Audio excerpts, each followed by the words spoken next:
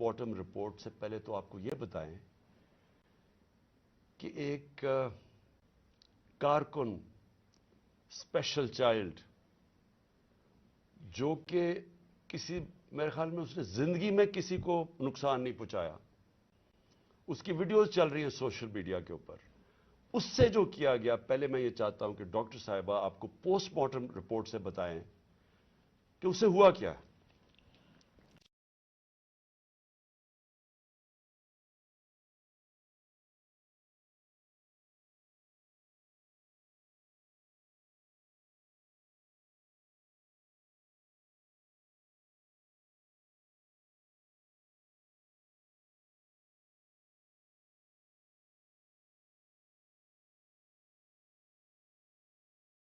روزانہ ملاقات ہوتی، ایک سادہ لو انسان، اس سے کبھی کسی کو کوئی نقصان نہیں دیا، کبھی کسی کو کوئی تکلیف نہیں دی، ہمیشہ پیار سے وہ بات کرتا تھا، سب کے ساتھ وہ ملتا جلتا تھا۔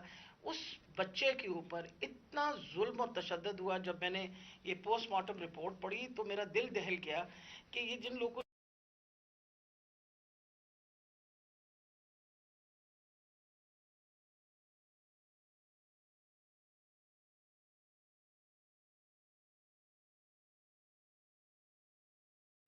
یعنی ایک انسان کو 26 انجریز، 26 تشدد کے نشانات تھے اس کے جسم کے اوپر۔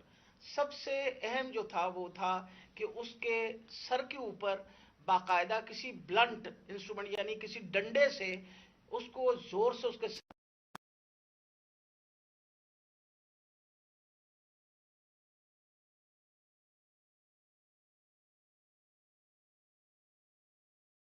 ساتھ اس کے جو جسم کے اوپر انہوں نے تشدد کیا، خاص طور پہ پیٹ کے ایریا میں، تو اس کی وجہ سے اس کی تلی اور اس کا جو جگر تھا وہ بھی پھٹ گیا، اور اس کی وجہ سے انٹرنل ہیمریج شروع ہو گئی۔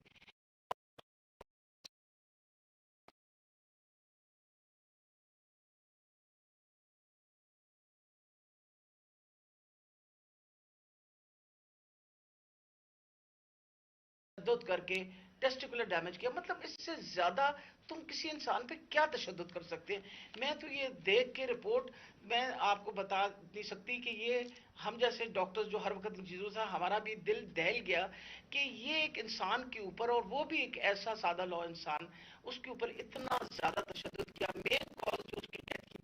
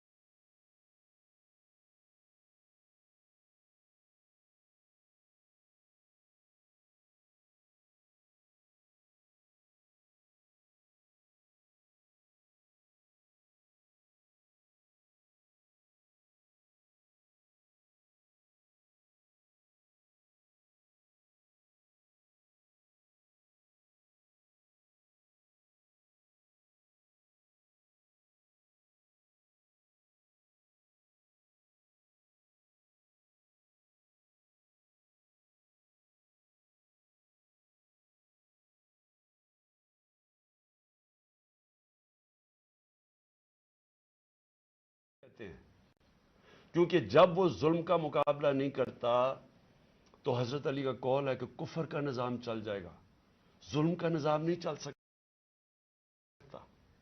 یہ ہمارے نظام کے اوپر یہ جو ڈاکٹر صاحبہ نے ابھی پڑھ کے سنایا ہے، میں آپ کو یہ یقین دلاتا ہوں کہ یہ سب آپ سمجھ لیں، اگر ایک قوم اس کے اوپر اپنی آواز بلند نہیں کرے گی، اور جو کمزور ترین جہاد ہے کہ زبان سے اس کے خلاف نہیں بولے گی، تو یہ قوم کو جینے کا حق نہیں دیتا اللہ۔ وہ قرآن میں کہتا ہے کہ میری زمین پہ نکل کے دیکھو، कितनी कौमें मैंने तबाह की जो मेरे हुक्म पे नहीं चली। हम तबाही का रास्ता है ये हमारा।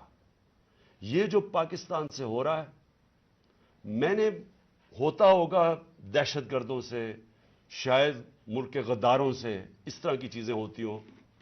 मैंने अपनी जिंदगी में कभी इस तरह के वाकया नहीं देखे कि पहले एक कारकुन है, फिर वो स्पेशल चाइल्ड है, और फिर वो कोई किसी किस्म का जिंदगी में उसने किसी से लड़ाई तक नहीं की, उससे ये तशद्दुद किया जाए। और तशद्दुद क्या किया?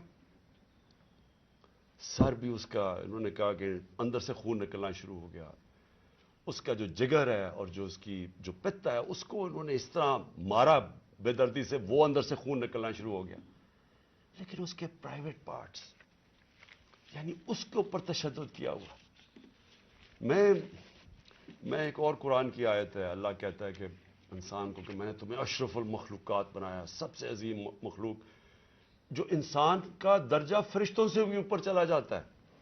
अगर इंसान अल्लाह के हुक्म पे चले, वो फरिश्तों से ऊपर चला जाता है। लेकिन वही कुरान में लिखा है, वो जब वो गिरता है, वो जानवरों से भी नीचे चला जाता है। जानवर भी ये ना करें।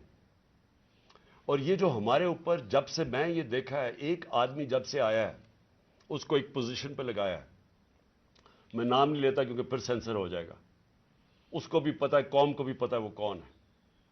जो उसने जुल्म करना शुरू किया सियासी कारकुनों, एक्सपर्टीज थी उसकी काउंटर टेररिज्म, दहशतगर्दों से कुछ करता था। लेकिन मैं सोचता हूं कि वो दहशतगर्दों से भी ये जो करता होगा, या जिनके ऊपर शक होगा करता होगा, तो वो कितनी नफरत फैली होगी उन इलाकों के अंदर। तो ये जब से वो आया, पहले हमने शहबाज गिल का, पहले हम माने ही ना कि शहबाज गिल से ये हुआ। वो शहबाज गिल अभी तक ठीक नहीं हुआ। जो इन्होंने उसके ऊपर तशद्दुद किया है, एक यूनिवर्सिटी प्रोफेसर पाकिस्तान आता है, छोड़ के मुल्क के लिए एक ख्वाब देख के आता है, उसको जो इन्होंने नंगा करके जो उसके ऊपर तशद्दुद किया, वो अभी तक ठीक नहीं है। कौन सा वो दहशतगर्द था? फिर आजम स्वाति से जो किया इन्होंने, यानी हम अगर कौम ये चीजें भूल जाएंगी, एक दिन आपका भी वक्त आ जाएगा। एक सेनेटर, 75 साल का आदमी, उसको सिर्फ एक ट्वीट करने पे ऊपर के बाजवा साहब शुक्रिया एनआरओ 2 का, कौन से दुनिया के मुल्क के अंदर यह जुर्म है कि शुक्रिया बाजवा साहब एनआरओ 2 का? लेकिन वो कोई सुपर किंग, कोई फिरौन, कि किसी की जुर्रत पड़ गई, रात को उसको मारा, पोतियों के सामने उसको 3 बजे आके घर में तशद्दुद किया, फिर उसको उठा के लेके गए और नामालूम अफराद के हवाले किया, जिन्होंने नंगा करके उसके ऊपर तशद्दुद किया। और जब उसको मार रहे थे तो सुना रहे थे उसकी चीखों की आवाजें, और उसमें बता रहे थे उसको कि बताओ ये इमरान खान से किया जाएगा। ये इन लोगों से पाला पड़ा हुआ इस कौम को। उसके बाद अरशद शरीफ से वो सबको पता है क्या हुआ। क्या अरशद शरीफ का कसूर था? सारी कौम जानती है कि वो राय हक का आदमी था, कोई उसका जमीर की कीमत नहीं थी, कोई उसको खरीद नहीं सकता था, डरा नहीं सकता था। उस जैसे जर्नलिस्ट से, सहाफी से इन्होंने किया। और फिर सोशल मीडिया के बच्चों से, मैंने आपको बताया, मां बाप का मुझे आया कि हमारा बेटा अभी तक ठीक नहीं हुआ, कोई ट्वीट करने पे उसको उठा के ले गए, 2 दिन उसको रख के यही नंगा कर के मारा। वो कहते अभी तक वो ज़हनी तौर पर ठीक नहीं हुआ। कितने सोशल मीडिया के बच्चों ने मुझे ये बताया कि इन्होंने ट्वीट्स के ऊपर उठा के ले गए उनको। दहशत कि कैसे किसी तरह हम इनको भेड़ बकरियों की तरह बना दें, खौफ इतना फैला दें कि इनको गुलाम बना दें। और फिर सहाफियों के ऊपर उनको जलील करना, उनको यानी इमरान रियाज को पकड़ के उसको जेल में 4 छोटे से कमरे में बंद कर दिया, गंदे से कमरे में।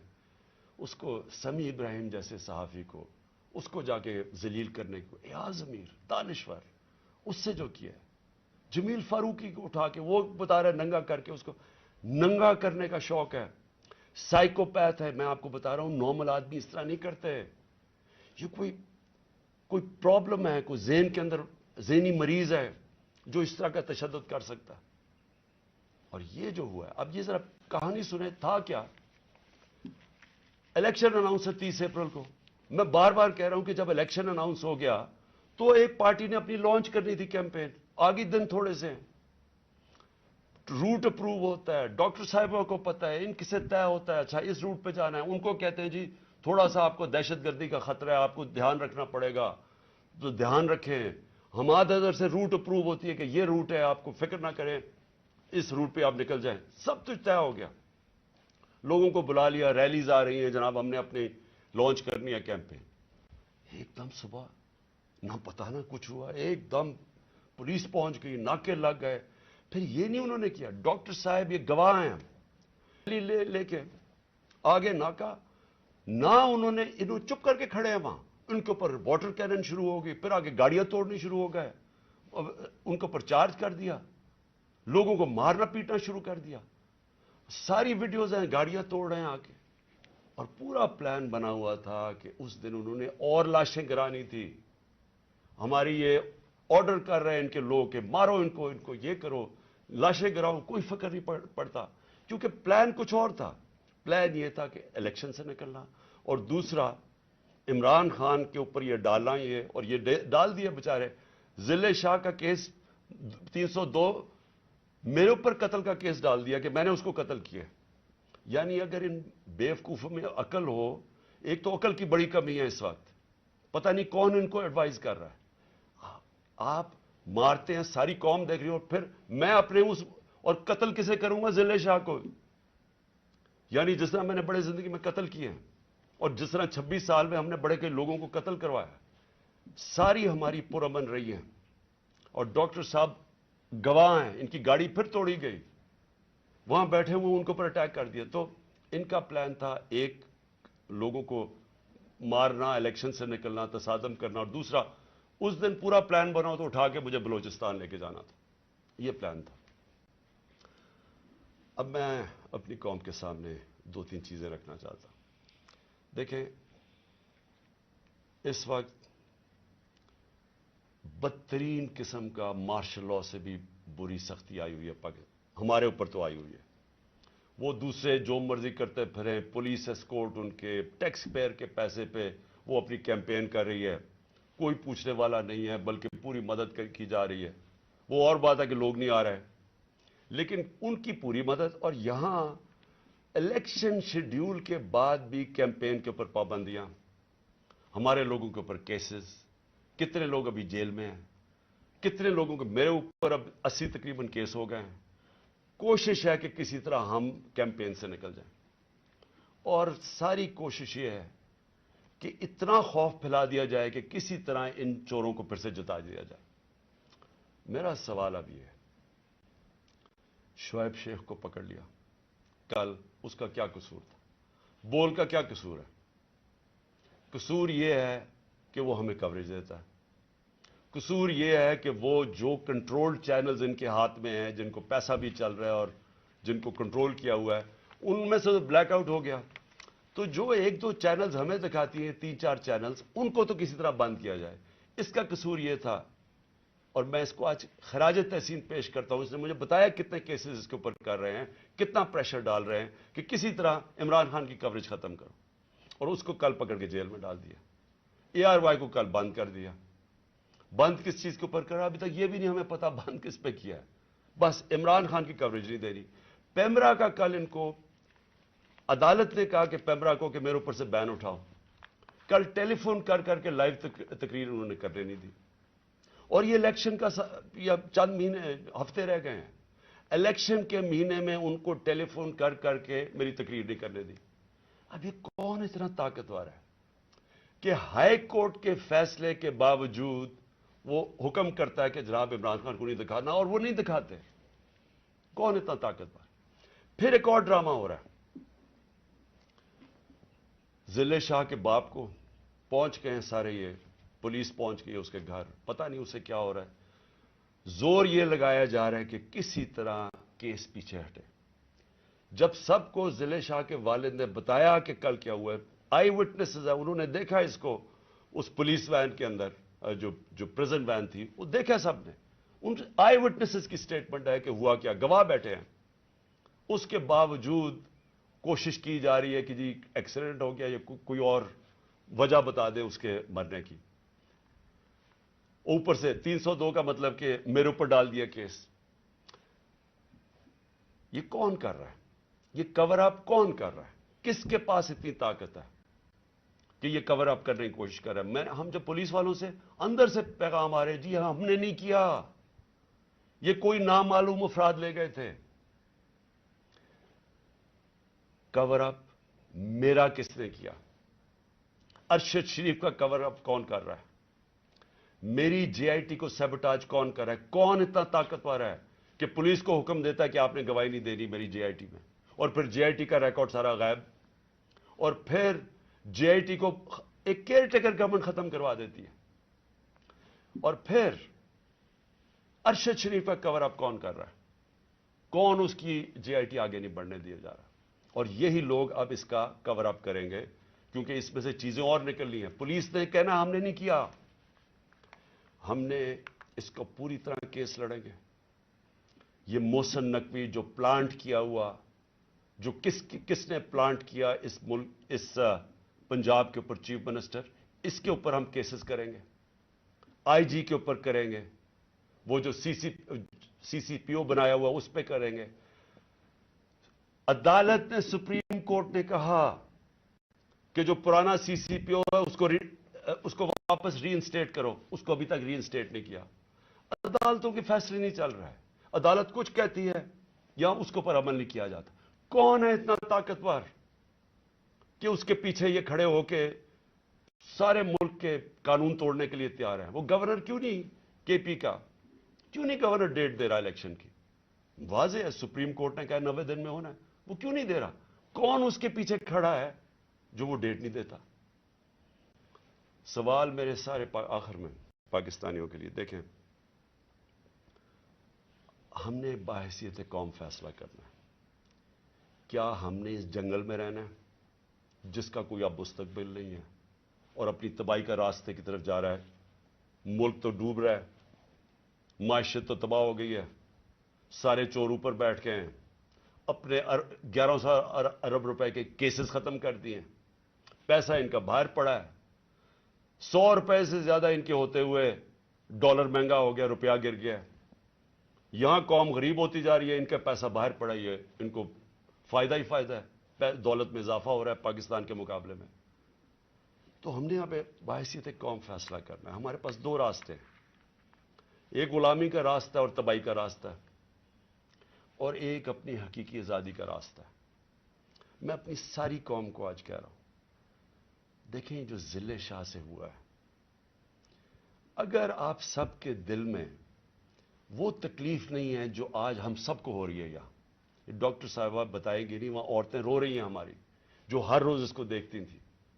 اس نے 4 مہینے ہمارے ساتھ ادھر دھرنے پہ گزارے، آج سے 8-9 سال پہلے جب 2014 میں ہم نے دھرنا کیا، 4 مہینے یہ وہاں بیٹھا رہا. یہ وہ ایسا انسان تھا، اسے سب پیار کرتے تھے، اور اس کی آپ ویڈیوز دیکھ لیں کہ آپ کو پتا چلے گا کہ کیسا ایک بھلا مانس انسان، ایک جس کو کوئی دنیا کی کوئی چیز ہی نہیں تھی، ایک عشق میں کام کرنے والا آدمی. اگر اس سے یہ کر سکتے ہیں، اس کو تشدد کر کے مار سکتے ہیں، اور یہ قوم چپ کر کے تماشا دیکھ سکتی ہے، میں پھر سے آپ کو کہتا ہوں ہمارا کوئی فیوچر نہیں ہے. میں نے برطانیہ کے اندر اپنا ٹائم گزارا، کرکٹ کھیلتا تھا 15-20 سال. ادھر اس طرح کی چیز ہو، ساری قوم سڑکوں پہ ہوتی ہے، کوئی زندہ قوم ہے، وہ قوم امر معروف پہ چلتی ہے. اس کو جہاد کا مطلب پتا ہے کہ جہاد ہوتا ہے ظلم کا اور ناانصافی کے سامنے قوم کھڑی ہو، وہ زندہ قومیں ہوتی ہیں. میں ساری اپنی قوم کو کہتا ہوں، یہ جو لوگ، ہماری بدقسمتی ہے کہ یہ جو زرداری اور نواز شریف اور شہباز شریف جو 30 سال سے جرم پیشہ لوگ اس ملک کو لوٹ رہے ہیں اور ہر قسم کا جرم کرتے ہیں، یہ بیٹھے ہیں، اور جو 2-3 نامعلوم افراد جو اس کو جکڑ کے بیٹھے ہوئے، جن کا میں نام نہیں لیتا کیونکہ پھر کٹ جائے گا، انہوں نے یہ ملک کو ادھر لے کے جا رہے ہیں. سارے پاکستانیوں جن کا جینا مرنا ادھر ہے، ہماری طرح کے لوگوں کا सारों को ये आज समझ आना चाहिए कि ये हम सब की बर्बादी है। इनको कोई फर्क नहीं पड़ेगा, क्योंकि जिन्होंने पैसे बाहर पड़े हैं, जिनके डॉलर्स बाहर पड़े हुए हैं, उनको कोई फर्क नहीं पड़ेगा जिस तरफ ये कौम जा रही है। इसलिए सारी कौम का मेरा आखिर में पैगाम है कि ये वक्त है हम सब खड़े हो इसके खिलाफ। मैं जो इन्होंने किया परसों, यानी जो जुल्म की इंतहा की, सारी कौम के ऊपर है ये। हमारा जुर्म क्या था? आप अगर कोई जुर्म भी ना करें, आइन और कानून के बीच में चलें और फिर आपके ऊपर डंडे बरसाएं, लोगों को मारें, गाड़ियां तोड़ें और कत्ल कर दें एक वो इंसान, यानी जिसको शायद इतना तकलीफ ना होती औरों की जितनी इसकी ज़िले शाह की तकलीफ है। मैं सारी कौम को आज कहता हूं कि आप सब तैयारी करें। हमने इस हकीकी आज़ादी की